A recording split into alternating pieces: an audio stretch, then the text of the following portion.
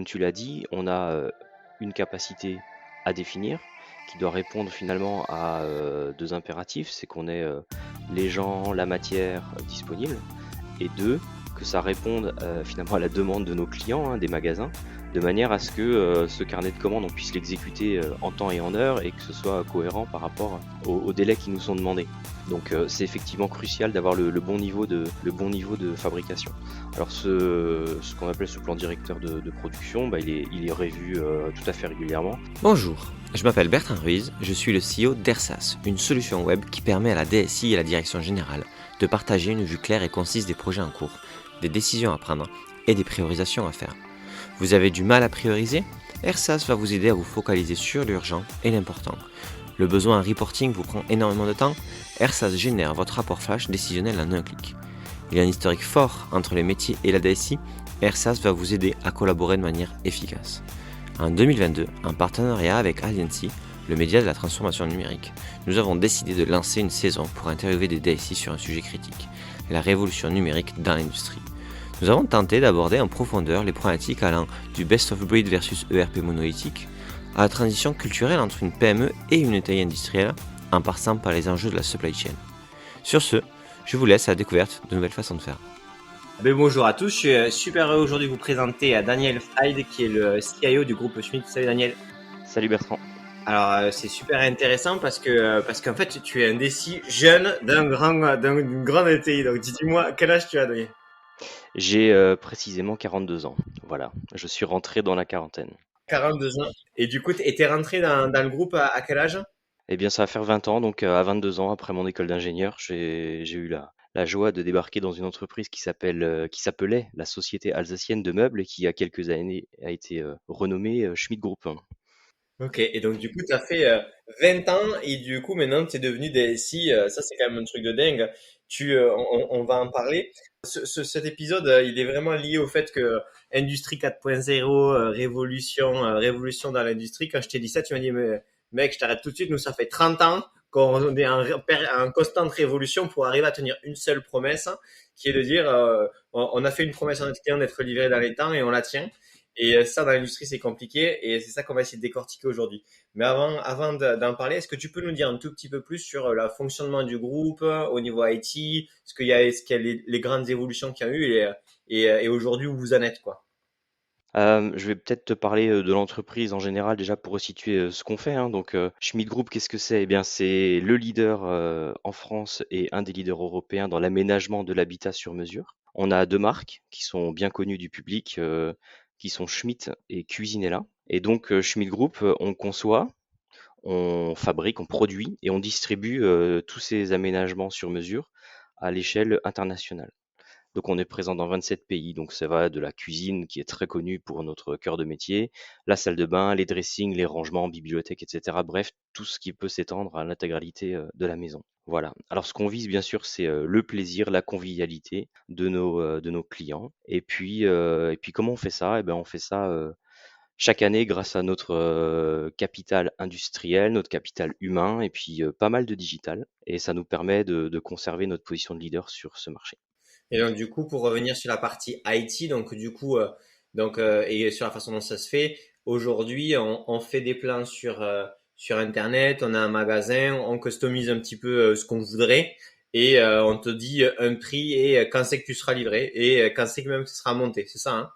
Oui, c'est ça. Alors, si tu veux, ce que j'ai oublié de préciser avant, c'est que Schmidt Group, on a l'activité d'industriel et d'animation de réseau. Par contre, les réseaux sont constitués de patrons qui possèdent leurs magasins, qui emploient leurs salariés. Donc, c'est ce que nous, on appelle l'entreprise étendue. C'est pas directement des salariés de notre entreprise. Alors, au niveau de l'IT, on va fournir en outillage, en programme, en logiciel, bah, l'ensemble des activités de Schmidt Group en tant que retailo-industriel si tu veux, mais également on va équiper de solutions adaptées aux vendeurs, adaptées aux patrons, aux assistants qui travaillent dans ces magasins, des outils informatiques pour qu'ils puissent faire leur boulot au quotidien. Donc à ces entreprises qui sont finalement nos partenaires au quotidien. Ouais, en fait, ce que je me demandais, c'était sur la partie IT, en fait, aujourd'hui, pour tenir cette promesse-là et tout l'enjeu, ça va vraiment je customise ma cuisine online à je te fais la promesse que ça va être livré dans les temps et monté. Et donc, du coup, toi, en tant qu'IT, tu dois avoir une vision globale de toute l'entreprise pour pouvoir faire cette promesse-là.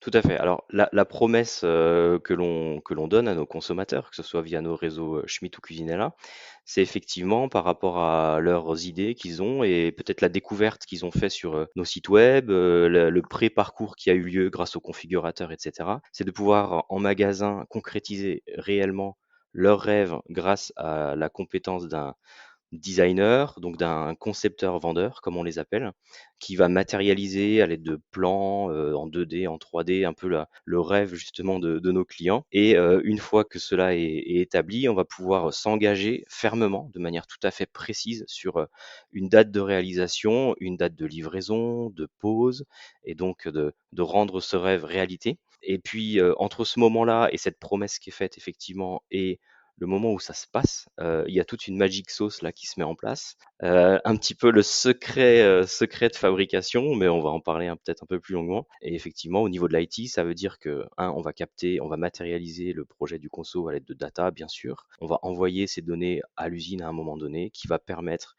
d'approvisionner tout ce qu'il faut, tous les composants, toutes les matières nécessaires à cette fabrication. Cette fabrication qui va se passer en juste à temps, de manière à pouvoir être prête au moment où elle était censée partir vers les entrepôts et puis vers ensuite le chantier de livraison, le chantier, l'appartement ou la maison du consommateur. Et c'est juste pour être certain dans ce que tu dis, on est bien sur un flux tendu parce que ben, comme c'est du custom, vous n'avez pas de stock de cuisine. Donc vraiment, quand la commande est faite, c'est on va fabriquer ce que vous nous avez demandé. Absolument, on ne fabrique que ce que vous avez demandé, on ne fabrique rien en plus, on ne stockera rien. On fabrique la majorité, et la très grande majorité de nos meubles en flux tendu. Il y a une seule gamme, qui est disponible en délai très court chez Cuisinella et pour assurer ces délais très courts, on a effectivement un petit peu de stock. Mais sinon le reste est fait entièrement à la commande, sur mesure. C'est ce que nous on appelle chez Schmidt Group à la contre-marque. Voilà, et c'est réalisé en juste à temps, en flux ultra tendu, 0 stock, pour assurer cette fabrication. Ok. Ben, du coup, Magic Sauce, ou en gros, de moi, si je le réfléchis comme ça, c'est-à-dire, tu dois savoir l'état de tes matières premières et si tu les as ou si tu vas les avoir à temps, donc avec tes fournisseurs. Tu dois savoir la capacity planning, ce que vous êtes capable de produire. Donc, c'est autant de temps de disponibilité machine que est-ce qu'on a les personnes. Ben, il y a les congés, il y a les maladies. Oui, il peut y avoir le Covid qui fait que au niveau capacity planning, ça devient même très rapidement un peu plus compliqué. J'imagine, il y a aussi, j'imagine, le contrôle qualité. Ben, ça peut être un goulot d'étranglement. Ensuite, il y a la livraison. Donc, il y a des partenaires qui livrent, qui n'ont pas forcément tout le temps les mêmes délais que voilà, ils ont des contraintes aussi. Et en plus, après, il y a avoir les personnes pour venir la monter. Et toi, vous avez réussi ce que tu disais, en 30 ans d'évolution ou de révolution, à petit maîtriser toute cette chaîne-là pour pouvoir tenir cette promesse, c'est ça? C'est ça.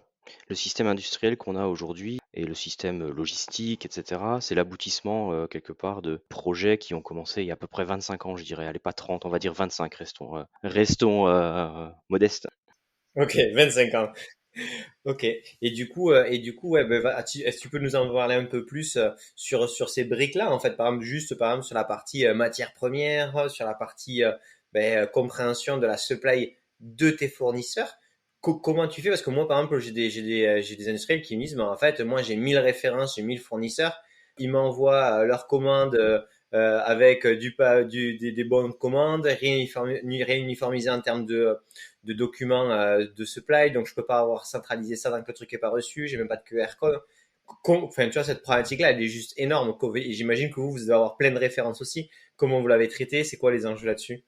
Alors, on a une offre déjà qui est relativement, large, hein, donc effectivement, ça nécessite de choisir les fournisseurs qui sont capables de répondre à toutes ces contraintes que tu as citées. Alors, comment ça se passe? En gros, quand tu vas en magasin, tu vas commander, ton projet, mais bien évidemment, tu peux l'avoir besoin rapidement parce que tes artisans, le plaquiste, le plombier, tout ça, eh ben, c'est des potes, ils arrivent, ils vont pouvoir te caser. Mais ça peut arriver que ça prenne beaucoup plus de temps. On peut parler de la conjoncture actuelle où ces temps-là se rallonge encore, mais typiquement, tu peux aussi avoir le cas d'une construction neuve, tu achètes sur plan, et ton rêve se réalisera que dans 1 an et demi ou dans 2 ans. Voilà, tout ce cas de figure, ça peut arriver. Ce qui veut dire que la première étape, c'est l'enregistrement d'une commande en magasin, mais pour nous, Schmidt Group, eh ben, c'est pas encore une commande ferme. Nous, on n'a encore rien à fabriquer parce que entre le moment où tu avais ce besoin et le moment où ton plaquiste aura fini et on fera les mesures finales de ton implantation, il y a des choses qui peuvent encore bouger. Voilà, donc il y a un premier temps qui se passe comme ça. Le deuxième temps, c'est le partir du moment où le magasin décide réellement de nous passer la commande. Et à ce moment-là, nous, on est engagé, on lui confirme quelque chose par rapport à son délai qui avait été négocié avec le conso, etc.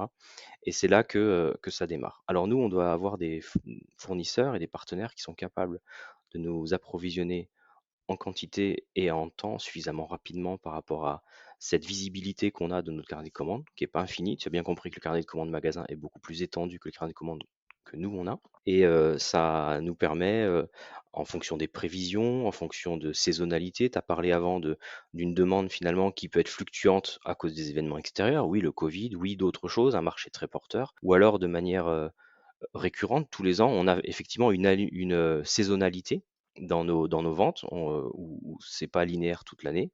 On a des pics qui se situent vers le printemps, comme par hasard, les beaux jours reviennent, tout le monde veut s'équiper, et puis on a un deuxième pic qui est après la rentrée, en début de l'automne, voilà, avec historiquement des creux plutôt dans la période de janvier.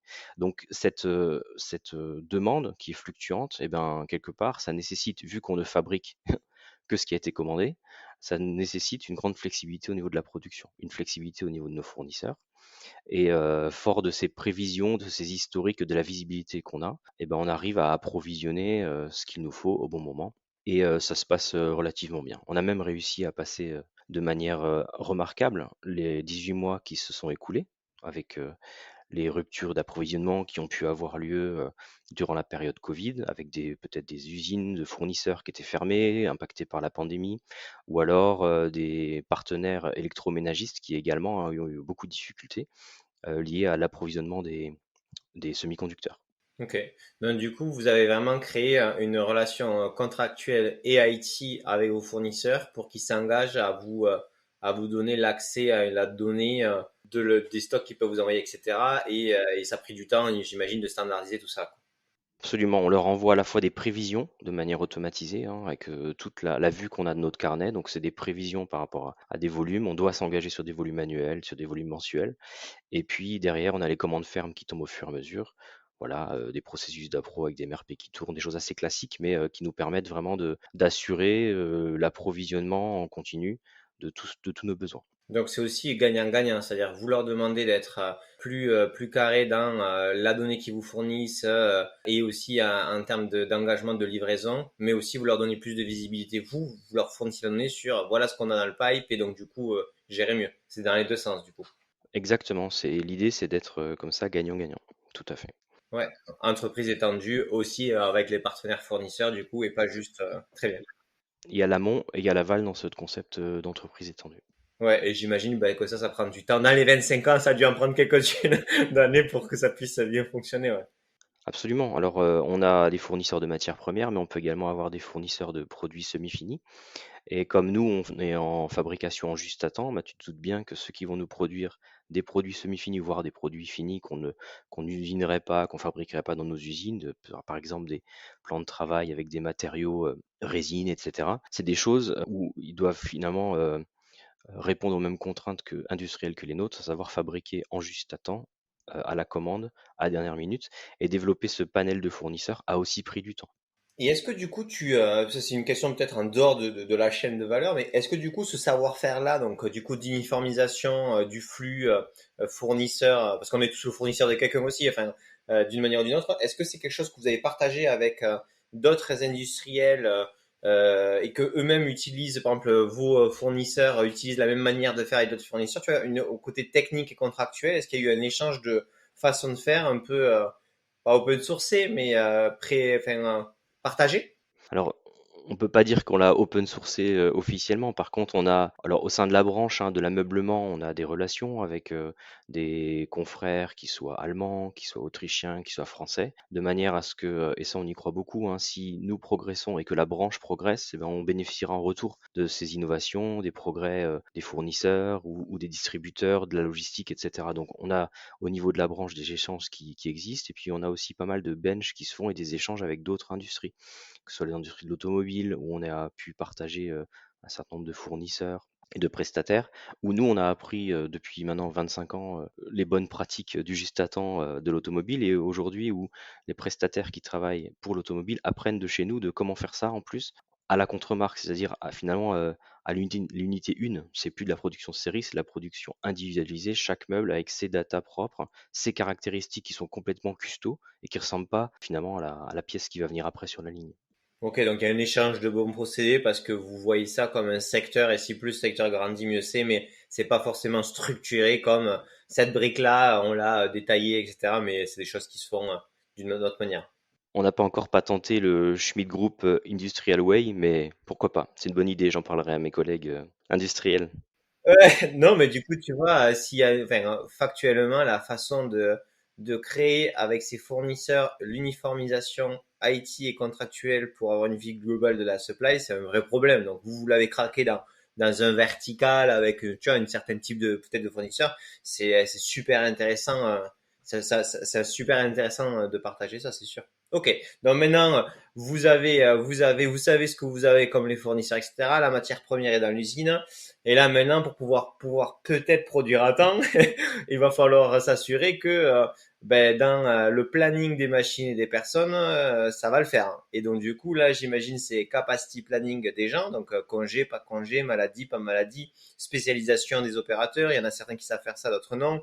Peut-être même des fois où ben, il n'y a plus personne qui est sur une expertise parce qu'il y a eu un souci. Machine, cette machine elle est en panne, pas maintenant, gérer la maintenance, c'est ce qu'on a des machines en plus. Cette partie-là, capacity planning et capacity machine, ça doit être aussi un enjeu de dingue, non? Alors c'est un enjeu effectivement très important parce que, comme tu l'as dit, on a une capacité à définir qui doit répondre finalement à deux impératifs, c'est qu'on ait les gens, la matière disponible, et deux, que ça réponde finalement à la demande de nos clients, hein, des magasins, de manière à ce que ce carnet de commandes, on puisse l'exécuter en temps et en heure et que ce soit cohérent par rapport aux délais qui nous sont demandés. Donc c'est effectivement crucial d'avoir le bon niveau de fabrication. Alors ce qu'on appelle ce plan directeur de production, bah, il est revu tout à fait régulièrement, et quelques semaines, quelques mois à l'avance, on a des niveaux de fabrication qu'on estime, et qu'on estime grâce à nos projections, grâce à des simulations, un petit peu d'intelligence artificielle là-dedans, de manière à ce qu'on puisse prédire que aujourd'hui on a un carnet de commandes à X semaines, avec la vague forte qui va arriver au printemps, on va monter la capacité d'usine à temps pour permettre à ce que le carnet peut-être décale de 1 ou 2 semaines, mais pas plus, car on a tant et tant de délais à honorer. Tu vois, donc effectivement, ça c'est des niveaux qui se prévoient. Alors, l'ordre de grandeur, hein, pour que tu en aies un, c'est que chaque jour, on a à peu près 6 000 meubles qui partent de nos usines, tous les jours, à peu près. Donc ça fait aller entre 500, 600 cuisines qui doivent être livrées, qui doivent partir aujourd'hui, pour être livrées, on va dire, dans les 2 à 3 jours, un peu partout en Europe, et pour être posées 2 ou 3 jours après, avec la disponibilité des poseurs qui se passent chez les consommateurs. Alors pour assurer ces 6 000, prenons la valeur de 6 000, pour assurer ces 6 000 éléments qui doivent sortir de nos usines, effectivement, on va devoir être sûr d'avoir la main-d'œuvre suffisante. Alors, on a des installations, on pourra peut-être y revenir par rapport à nos usines qui sont extrêmement automatisées. Donc, on a des métiers qui se sont aussi je sais pas comment on peut dire, technoifiés, voilà. Ce sont plus des menuisiers qui travaillent dans nos usines, mais des vrais conducteurs d'installation, des gens qui travaillent au quotidien avec des robots, avec des centres d'usinage, voilà. Donc c'est des métiers qui deviennent très techniques. On développe beaucoup la polyvalence sur nos lignes. On a aussi développé dans nos usines des rôles de moniteurs. On croit beaucoup dans la formation interne. Donc On a des gens qu'on embauche, qu'on rend dans des cursus de formation. Ils sont pris en compte par des moniteurs internes qui vont les faire monter en compétences. Ça, c'est un. La deuxième chose, c'est qu'on a développé des partenariats avec des centres de formation locaux dans la région, des formations d'adultes, hein, des gens en reconversion, ou alors des jeunes à l'école, où on est partenaire d'un certain nombre de formations. Et ça nous permet également de cueillir à la sortie de ces établissements des gens, des compétences qui seront adaptées à nos besoins. Voilà, donc ça c'est une partie RH. Je t'ai parlé aussi de la fluctuation, finalement, de la saisonnalité de notre fabrication. Si je sais pas, en janvier, par exemple, on est à 5500 et qu'il faut qu'on monte à 6000, bon, bah, comment on gère cette fluctuation? On le gère grâce à des accords RH, hein, des accords de modulation qui ont été signés il y a plusieurs années et qui nous permettent dans les périodes creuses de mettre les gens en repos, de faire des journées un peu moins longues et dans les périodes un peu plus sollicitantes, bah, justement de pouvoir remplir un peu plus la semaine et de pouvoir assurer finalement ce qu'il faut assurer par rapport à la production quotidienne. Tu as bien compris que quand on dit qu'on doit faire 6000, ça ne veut pas dire qu'on en fait 5950, ça veut dire qu'on en fait 6000. Parce que les camions vont partir, et s'il manque un meuble au milieu de la cuisine de notre consommateur, et ben voilà. Donc tu as bien compris un petit peu l'enjeu de notre contre-marque. Quand on dit qu'on va le fabriquer, on doit le fabriquer. Non, mais super intéressant. Et donc, du coup, en fait, c'est intéressant. Tu m'as dit que j'essaye de synthétiser, mais déjà, il y a un aspect de simulation. C'est-à-dire, comme on voit ce qui arrive et qu'il y a toujours un petit temps entre les moments où les gens ont fait leur première simulation avec des taux de perte, etc., on peut déjà évaluer ce qui va nous être demandé dans un mois. Donc, on a une toute petite fenêtre de tir pour réajuster, pour simuler, pour voir. Donc, ça, c'est super intéressant. C'est déjà, on va simuler avec ce qu'on a dans le pipe, ce qui pourrait arriver, comme ça nous permet. Ça, c'est un premier point. Le second, c'est on a dû mettre en place une structure RH interne qui permet de jouer un petit peu sur cette fluctuation-là. Et donc, du coup, bah, c'est des accords, c'est du dialogue social et ça prend du temps pour que, bah, j'imagine, ça puisse bien se passer et que tout le monde y retrouve ses petits, tout simplement. Et ensuite, ce que tu as dit, c'est la partie automatisation, une personne avec des machines et comment il les gère, etc. Tu m'as pas parlé du taux de maintenance des équipements et donc du coup de comment tu gères statistiquement la panne. Est-ce que vous avez tout en double? Est-ce que vous avez des contrats extrêmement forts avec les constructeurs de machines sur des maintenances très très fortes sous 24 heures, sinon grosse pénalité? Enfin, comment tu gères la panne machine ou ouais, comment vous l'avez traité ce problème-là? T'as raison, c'est le cœur du sujet aussi. C'est aussi pour ça que au niveau industriel, mettre les équipements qu'ils font, ça se fait pas du jour au lendemain. On a aussi appris en marchant. On avait bien sûr des machines spécialisées dans l'usinage des panneaux, du bois. C'est juste une évidence. Et par rapport à ces fabricants qui sont situés relativement loin de l'Alsace, nous on est situé en Alsace, ils sont plutôt au nord de l'Allemagne. Ça nécessitait également qu'on puisse monter des compétences et des équipes de maintenance qui soient rompues aux technologies, à l'automatisme, bref, à tout ce qu'il faut dans la régulation, dans l'élec, enfin bref, c'est vraiment des compétences multimétiers qu'on a montées en interne chez nous. Ça, c'est indispensable du fait de l'éloignement géographique des fabricants de ces machines. Ça, c'est le premier sujet. Deuxième sujet, c'est qu'on a travaillé aussi pendant des années à la standardisation, finalement, des moyens de manutention, l'intralogistique de nos lignes de fabrication a été simplifié, optimisé, a fait l'objet de plusieurs ruptures, notamment il y a quelques années avec l'arrivée des robots, hein, qui a quand même bien à la fois simplifié les choses, mais en même temps les a rendues super flexibles. Pourquoi je te disais ça? Bah, simplement pour dire que ce travail-là d'optimisation et finalement d'arriver à concevoir les bons équipements, ça, c'est quelque chose qu'on a appris aussi et on a développé des compétences d'ingénierie interne. On est aujourd'hui nos propres maîtrises d'ouvrage et maîtrise d'œuvre pour tout cet aspect industriel. Et finalement, on achète aux fabricants machines que la machine qui est cœur de métier, qui sert à usiner telle ou telle plaqueuse de champ, une scie, mais tout le reste et toute la conception des équipements industriels et la partie IT qui va dessus est faite en interne. Ok. Donc en gros, si je résume, c'est donc les machines, vous les prenez en mode, on va dire standard et customisable. La customisation IT, donc des logiciels, c'est vous qui la faites. Et sur la partie vraiment pure maintenance mécanique en fait des choses, est-ce que du coup c'est eux qui la font la maintenance ou ils vous l'ont délégué parce qu'ils vous ont formé, vous avez été labellisé comme possible? On en fait une grande partie nous-mêmes. Effectivement, tu as raison aussi quand tu dis que c'est critique parce que effectivement, si on doit fabriquer nos 6000 meubles par jour et qu'on se tape une panne de 12 heures sur un équipement, ben, bien évidemment, ces 6000 ils vont pas sortir.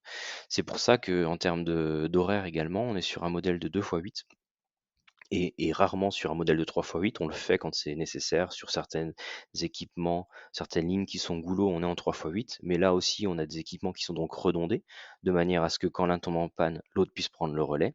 Mais sinon, sur les équipements non redondés, on est sur un 2 x 8, ce qui nous laisse toujours 8 heures de temps, si tu veux, en buffer pour rattraper le cas échéant. Les pannes, notre indicateur majeur, finalement, c'est un des indicateurs majeurs, ce sont des pannes longues. Et pour nous, longue, ça veut dire une panne qui dure 2 heures. Au-delà de 2 heures, c'est une panne insoutenable et intolérable.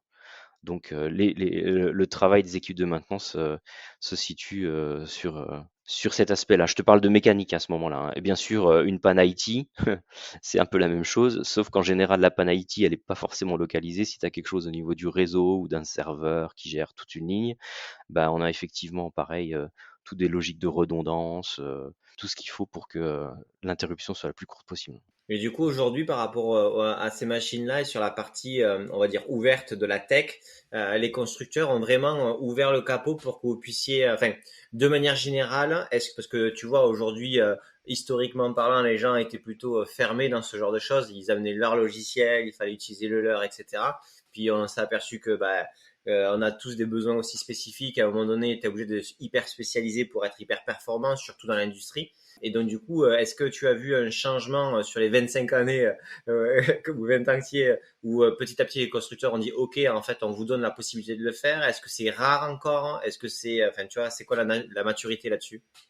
Je dirais que c'est assez variable, mais au final, si je dois regarder dans le rétroviseur, au bout de ces 25 années, les gens avec qui on continue à construire et à innover, c'est les personnes qui ont fait preuve de cette capacité d'ouverture et de co-maintenance des équipements, de co-conception des équipements, et c'est vraiment avec eux qu'on continue à bosser le plus. Maintenant, c'est sûr que nos techniciens de maintenance, nos automaticiens n'ont pas vocation à programmer une plaqueuse de champ de A à Z, c'est extrêmement complexe. Bien sûr, la compétence du fournisseur, elle est là pour ça.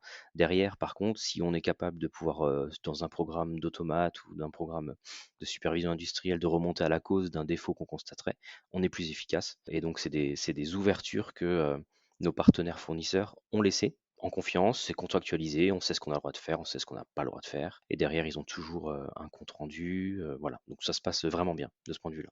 Donc ouais, donc tous les partenaires qui sont dans une logique de co-construction avec une vraie répartition des rôles et des savoir-faire, ça permet de grandir et avec eux tu bosses. Ok, très clair. Et sur la partie allocation, personne qui peut utiliser telle machine et pas d'autres machines, comment vous avez réussi à traiter le côté capacity management, mais surtout le duo personne-machine par rapport à un flux arrivé, enfin ça doit pas être évident non plus. C'est pas évident, on a spécifié un certain nombre de métiers nécessaires à notre activité. On a des gens qui travaillent qui sont plaqueurs de champ, on a des gens qui sont au contrôle, on a des gens qui sont monteurs-assembleurs, bref, on a différents métiers comme ça qui ont été qualifiés. C'est pour ça que je te parlais des moniteurs, hein, qui vont permettre de professionnaliser les différentes personnes qui travaillent sur ces postes-là.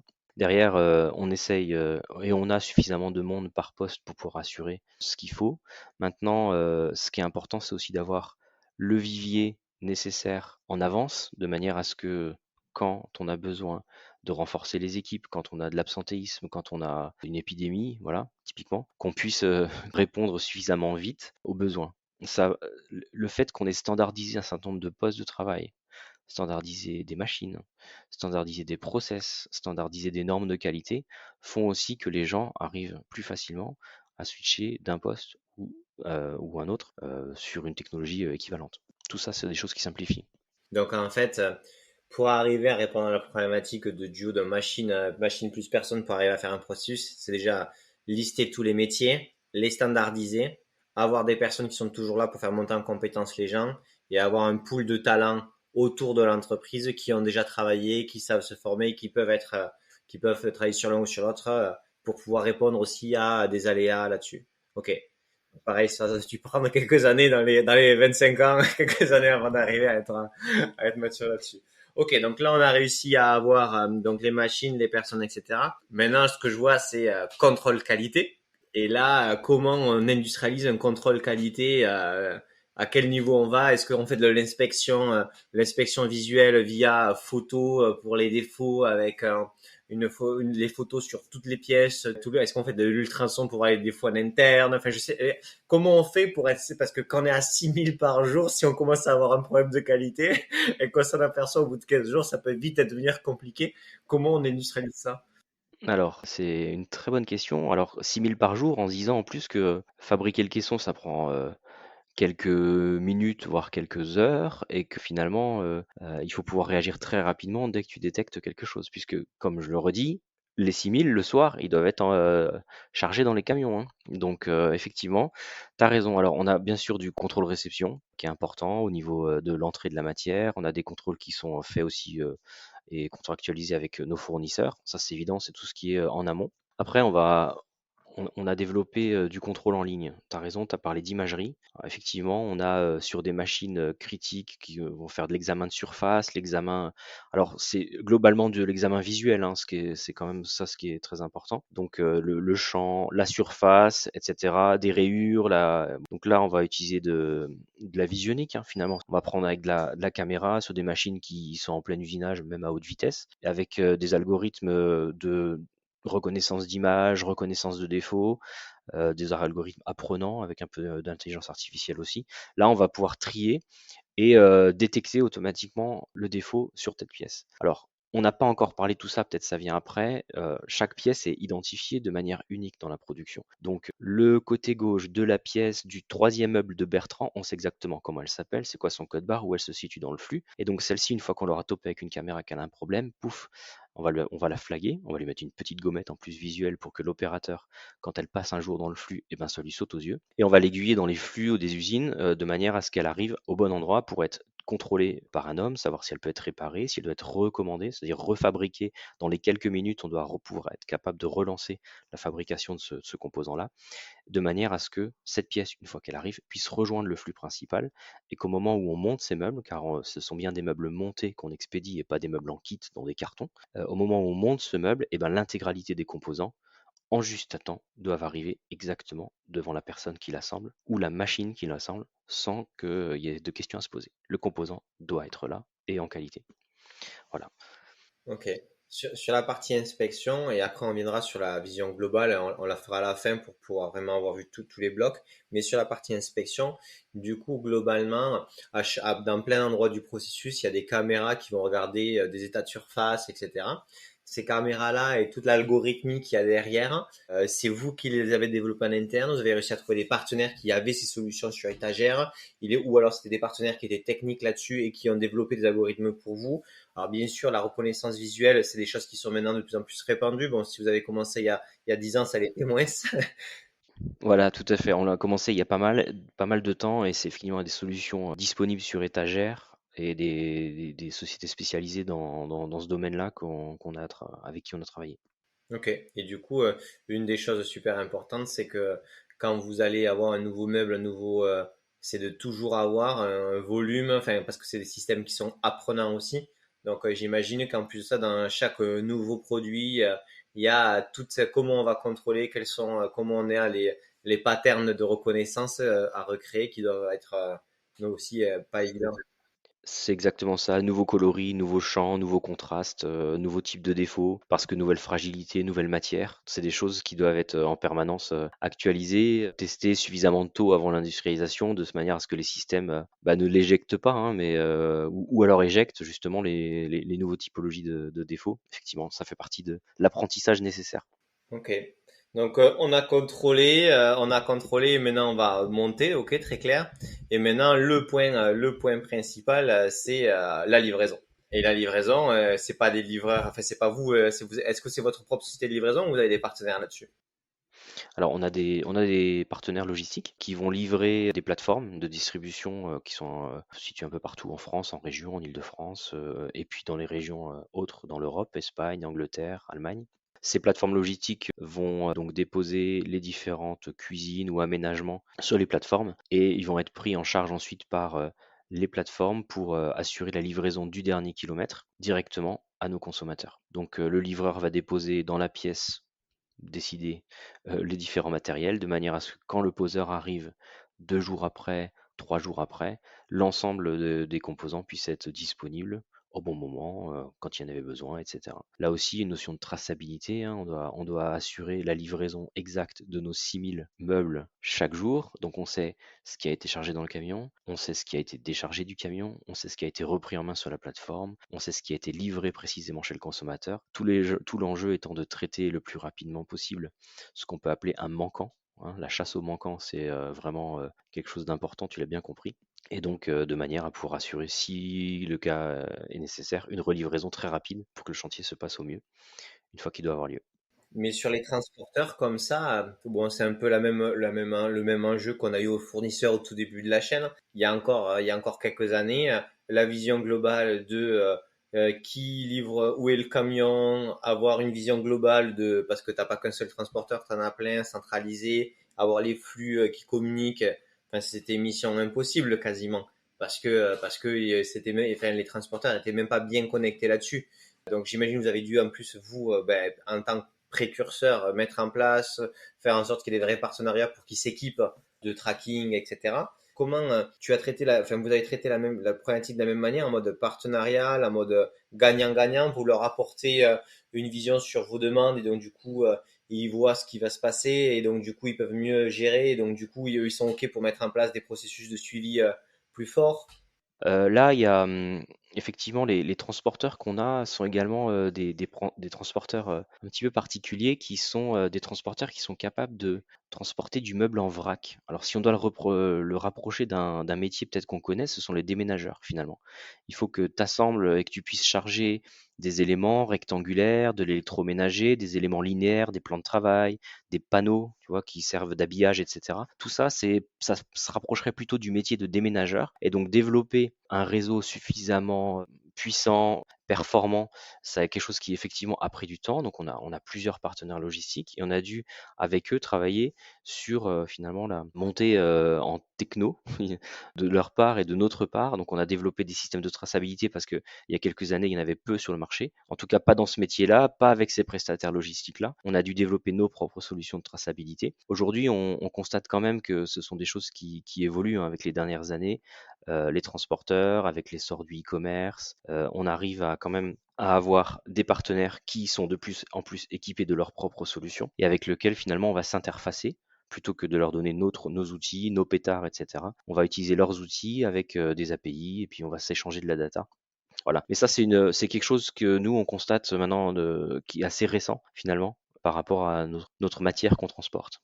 Ok, non, très clair. Et donc, du coup, il y a une spécificité sur la typologie de ce que vous livrez, donc du coup, qui spécialise aussi le type de livreur.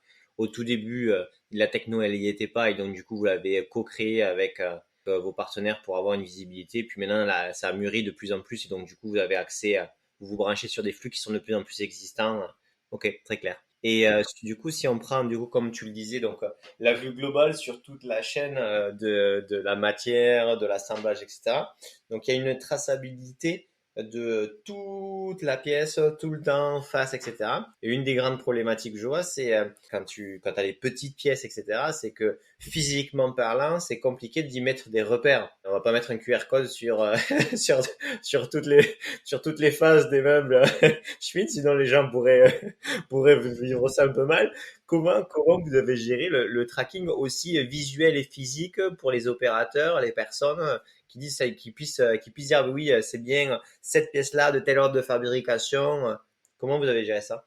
Ben, détrompe-toi, je pense que sur chaque pièce unitaire qui a été fabriquée ou chaque composant qui a été fabriqué à façon, hein, c'est bien ça qu'il faut qu'on comprenne, c'est que finalement, ton projet que tu as eu en magasin, si tu es venu dans un magasin Schmitt, Schmitt est le fabricant leader dans le sur-mesure. Si ton caisson pour combler l'espace qui reste dans ta cuisine entre le dernier meuble et ton mur, c'était 61,3 mm, ton meuble il fera 61,3 mm. Donc l'ensemble ensuite de sa conception et de sa construction, ça va être des composants qui vont être finalement calculés et générés exactement par rapport à ta commande. Et les données de toutes ces pièces-là vont descendre au bon moment sur les équipements de manière à la fabriquer.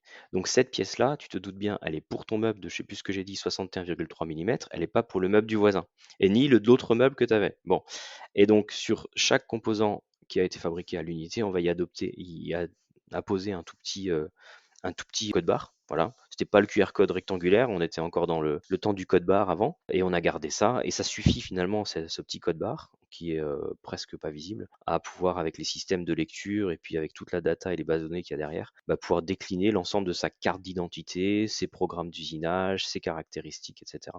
Tout ça, c'est rattaché derrière. Et donc chaque pièce, tu lui colles le code barre sur la pièce, hein. Ok. Et du coup, alors très pratico-pratique, quand tu la mets, quand tu vas la travailler dans une machine et que du coup il y a quelque chose qui va intervenir, comment l'opérateur l'enlève, le remet à chaque fois sur une pièce, sur une face différente. C'est ça le truc? Alors, ça peut arriver dans un process, typiquement, si tu vois le process qu'on appelle de finition, si tu vas laquer ou peindre, vernir ou quelque chose, une façade, bien sûr, faut l'enlever pour après le remettre. Ok. Sinon, globalement, on arrive à la poser de manière tout à fait intelligente et de manière à ce qu'elle soit à un endroit où elle ne sera pas touchée. Voilà. Même ça a été pensé et automatisé, tu vois. Ouais, mais en 25 ans, vous avez tout bien plané. Donc, du coup, ouais. Donc, en gros, les ordres de fabrication sont toujours à coller à la pièce grâce au code barre et du coup, ils sont numérisés. Et ça, du coup, vous les avez trouvés sur chacune des pièces. Vous avez déterminé à quel endroit c'était le mieux pour que ça gêne pas dans tout le processus, modulo les phases de peinture ou autres qui sont obligatoirement là-dessus. Ok, très clair. Et donc, du coup, si je viens dans une usine chez vous, je verrai pas une grosse feuille plastique avec des papiers, avec un fil de fer accroché à une pièce. Ça n'existe plus. Non, c'est impossible. En fait, comme si tu veux, notre OF, une ordre de fabrication, c'est pas on va faire 1000 cuisines. Notre OF, c'est on va faire le caisson de Bertrand, le seul et l'unique qu'il a voulu, avec les coloris qu'il voulait, les poignées qu'il voulait, l'option de tiroir qu'il voulait. Bref, c'est quasiment infini, hein, la combinatoire qu'on peut avoir sur nos meubles. Et derrière, c'est sûr que ces listings-là, eh ben, c'est pas quelque chose qu'on maintient d'ailleurs. Je t'en ai pas parlé, on a quelque part un configurateur technique qui va nous permettre d'analyser la commande que toi tu as fait en magasin et qui va pouvoir générer toutes les nuits les ordres à l'unité pour chaque ligne de commande qu'on avait et de décliner. Alors, l'ordre de grandeur, hein, c'est qu'on va à peu près générer 110 millions d'informations chaque jour pour fabriquer tout ce qu'on doit fabriquer. Puisque nos gammes, elles sont pas écrites et nos nomenclatures, elles sont pas écrites. C'est que des règles qu'on met génériques et on va générer ça chaque jour pour que nos usines puissent fabriquer tout ce qu'on a prévu de fabriquer. Et vous êtes combien dans l'IT aujourd'hui? Alors, dans l'IT, on est 80 personnes et je pourrais rajouter à l'IT, c'est pas directement rattaché chez moi, c'est plus la partie industrielle. On a une équipe d'informatique industrielle et d'automaticiens qui sont à peu près d'une trentaine de personnes. Donc plus 80, tu mets 110 personnes en tout. Ouais, pour faire de l'industrie comme ça, il faut du monde en tech, quoi, en pure tech. Ok, très clair. Moi, une des choses qui me marque beaucoup donc du coup, on a pu aller vraiment de comment on tient une promesse comme ça et le temps que ça fait, c'est que au final, pour y arriver, on a besoin, tu le disais, d'être une entreprise étendue, dans le sens où que ça soit avec les fournisseurs, on doit créer des vrais partenaires techniques et financiers et juridiques. Avec les constructeurs de machines, on doit avoir des vrais partenariats parce qu'on doit co-construire. Ils doivent nous laisser une partie ouverture sur le capot. Ils doivent nous aider sur la maintenance. Ils doivent nous former sur certaines choses. Avec les transporteurs, on doit être des partenaires parce que pareil, on doit faire échanger des informations pour tenir cette promesse-là, etc.